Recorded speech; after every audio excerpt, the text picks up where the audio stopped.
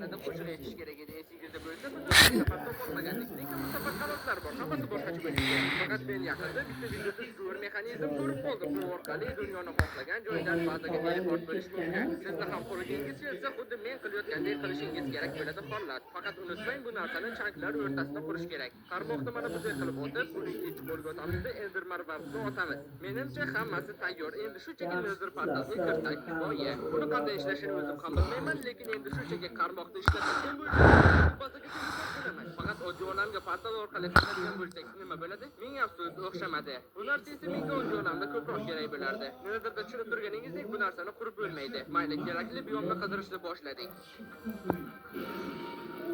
Topganga o'xshayman. Hammasi charchib bitayotgandek. Plastikani o'rnatamiz va topshiriq bajarildi. Ohangga moslashing. Eng qizig'i esa bu biyomda men oldin bo'lgan ekanman. Borgan sari eng qiyin topshiriqlar qolyapti. Aytgancha esinglarda bo'lsa, biz bir paytlar mana bu topshiriqni keyinroq olib qo'ygandik. Kelinglar u bilan hozir shug'ullanamiz. Faqat bu safar shunchaga ikkovlash niyatim yo'q. Biz nazarda bombillatamiz. Shu bilmasam yotoqlar berzimda portlaydi. Va buni nega ikkovlash uchun ishlatsak bo'ladi. Faqat buning uchun hammasini tayyorlaganimda tushunib yetdimki, men yotoqlarni qayerdadir tashlab ketdim. Qaytib kelishga to'g'ri keldi. Hammaylik eng muhimi yotoqni qo'ygandan keyin oldingizga buloq qo'yishni unutmang. Yo'qsa uchib ketasiz. Shuncha yotoq orqali 4 dona nezirit topdim. Lekin bu menga yetadi. Nezirit quyma tayyor. Alam qiladigan uni qayoqdagi ketmonga sarflash kerak. Sinov yakunlandi. G'alaba uchun taklif. Yana bir sinovni bajarish uchun vardani yo'qlab kelish kerak. Odatda vardani uyi mana shunday tog'lar ostida bo'ladi. Va men adashmadim. Topshiriq bajarilishi uchun bilan chingiri o'tish kerak. Suv qo'ygandan yakunlanishi uchun esa stol katalizator oldida pop o'tirish kerak. Sinov yakunlandi. Bu tirik. Gap shundaki, bu buz oldida pop bo'lganda undan tushgan darajani skalpga aylantiradi katalizator. Shunchaki shaharni o'simlikdek, lekin bunda qancha ma'no bor. Men bu yerda yana aksariyat to'plab xator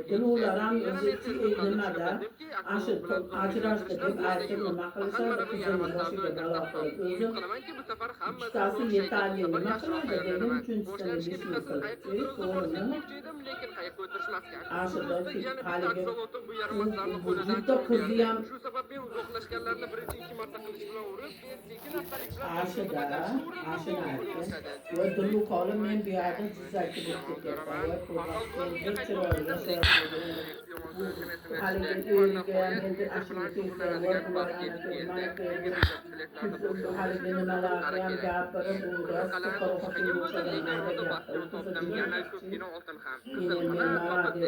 meni o'tirgan birinchi vizitlet va uni bo'shashdi. Buning ehtimoli yarim foiz. Topshiriq ham bajarildi.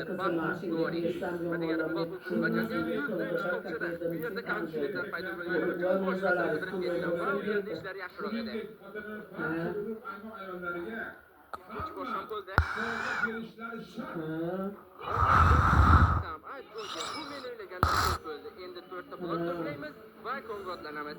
Bizr bilan kodda jang qilish eng to'g'ri qaror bo'ladi va men uni yaratdim. Va shu zamonda topshiriq berildi. 3 boshli ajdarho. Uni bilan jang qilamiz. Uni yaratib qo'yishlarga bo'lganda qilich bilan urushdan bo'ladi. Yo'q, men juda ham kuchliman.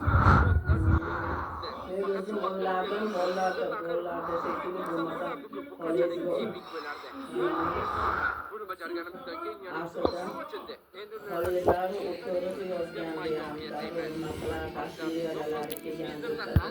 faqatgina mayor qurish qoldi. Bo'sh o'ylash kerak, mayorni qaytib boshdan qurtam ekan. Minecraftda bu vazifani bajarish 4 xil qimmatbaho bo'lsa to'g'ri keladi. Ular orasida men uchun hozir eng afzali bo'ladi. Lekin men bo'lmasam, agar o'zimni istaydigan olmos mayorga qaror qilmaganimda, menimcha bu qaror uchun hali ko'p afsuslanaman. O'zi buning uchun qancha olmos kerakligini hisoblab olsak, bizga 164 ta olmos blok yoki 1476 ta olmos yoki rudada hisoblaydigan bo'lsak, 270 ta kerak bo'ladi. Sababi bu o'rtacha 2 marta oshirib beradi olmos rudasini. Boshlanish uchun 1 soatda 5 ta olmos kovlasa bo'lishini bilish uchun 1 soatlik marafonni boshladim. 1 soat o'tdi va men shunga uch olmosga ulashga ulgurdim deyarli. Oddiygina matematikani ishlatib hisoblashimiz mumkinki, barcha olmosni kavlash uchun bizga salkam 8 soat vaqt kerak bo'ladi. Men bilardim bu oson bo'lmasligini. Nima bo'lganda ham endi chekilishga kech. Esa shuncha vaqt ichida men kovlagan boshqa rudalar. Yana kunlarda juda ham qorong'u, shu muammoni ham hal qilish kerak. Mashina ko'tarib yurish o'rgatmaydi. Shu sabab tashqariga chiqib o'zgina tayyorgarlik qilaman. 1 soat kovlagan Danieldan shunchaki qaytish uchun 6 daqiqa vaqt ketdi. Qachon tugaydi bu yo'l? Tashqariga chiqqanimda turgan vaziyatdan foydalandim. Salyutlar menga asqotadi. Birinchi navbatda menga ipakga kovlash sehriga tebrlangan kirli kerak. Nega desangiz, bu sehr orqali rudan ruda holatida olish mumkin. Bu menga nima kerak? Yuqorida hammasini bir joyga qo'yib kovlash maroqli bo'ladi. Reja bo'yicha bu sehrni sotib olmoqchiman. Shuning uchun ozgina darajamizda reja orqali chegirib faqatgina men birgina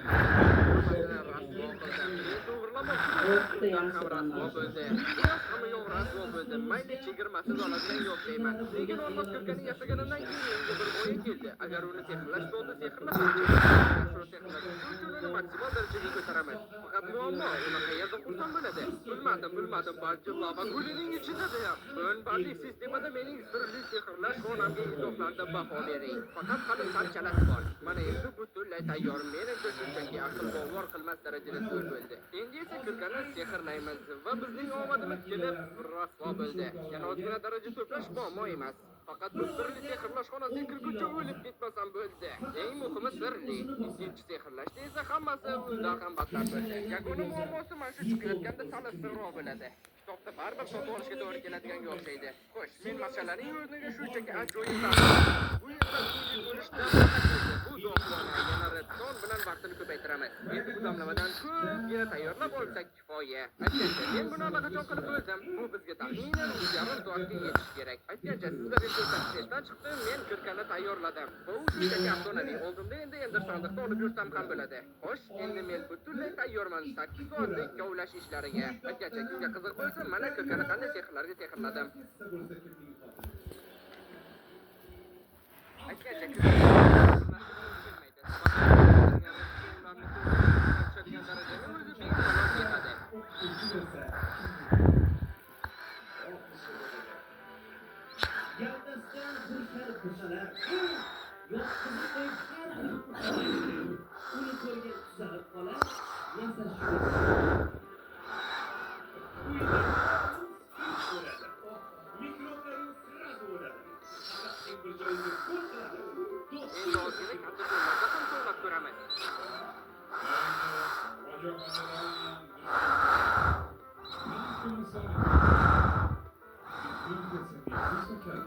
Bu ancha samaradorroq, lekin xavfli ham.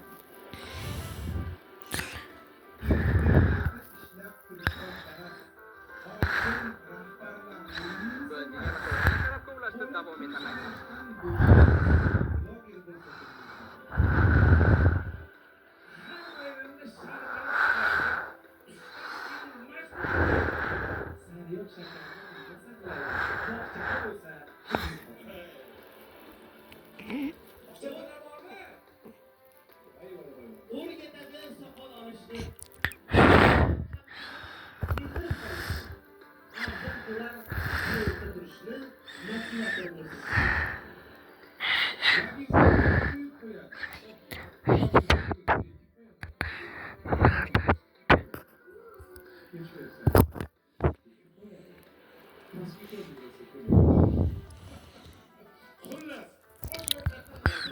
Damlama to'la shalgarimni unutdim.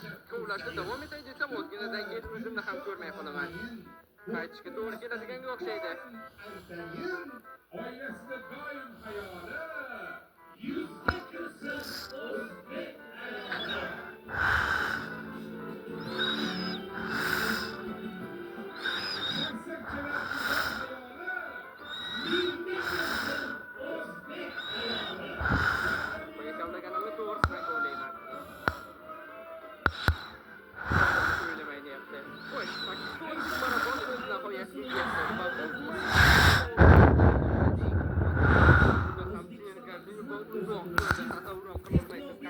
cheganimda. Bu yerda yana bir qiziq hodisa bo'ldi. Majdarni o'ldirgandan keyin tushgan darajalarning bir qismi spamga kelib qolibdi. Portaldan tushib, lekin zo'r bo'ldi. Hamma narsani sotib oldim. Hech xavf ko'rdim. Mana bunaqasini ko'rganmisizlar? 8 soat ularni toza to'plagandan keyin hozir ularni hammasini bittada kovlash xuddi birgalab tutdan olib, tozalab oxirida bitta qilib yuborish o'xshaydi. Menimcha nima ko'rayotganimni tushuntira oldim. Endi hammasini kovlaymiz. Yana birinchi marta o'yinda ko'pchilik bajarildi. Shunchaki Elaynerlar o'zlariga foydasi tegdi. Xo'sh, mana shuncha olmos bo'ldi. Qarangki, bular yetadi. Birinchi bor kovlaganlarimizni ham olamiz. Endi hammasini bloklarga aylantiraman. Va jami bo'ldi. Menga ikkita blok yetishmadi. Sandiqlarni yana 7 ta bo'lgan, endi menga atigi bitta blok yetishmayapti. To'g'ri, 4 olmos. Atigi 4 olmos uchun qaytib kelayotganda, lekin men mana olmos ko'rib qoldim. Va endi menga nasib olmos yetishmayapti. Topmaganim yaxshi edi buni. Va nihoyat puli bermoqchi bo'ldi. Endi bizda rostdan 64 ta blok bor. Endi shunchaki olmos oyoqqa ko'rsatib shuncha metrdan so'ng xuddi suyagidagidek olmos bloklarni qo'yish naqadar yoqimli. Xo'sh, endi mayoqni o'rnataman. Va nimaga ishlamayapti? Ay, yo'q, mayoq ishga tushdi. Va ikkita ko'pchilik ham bajarildi.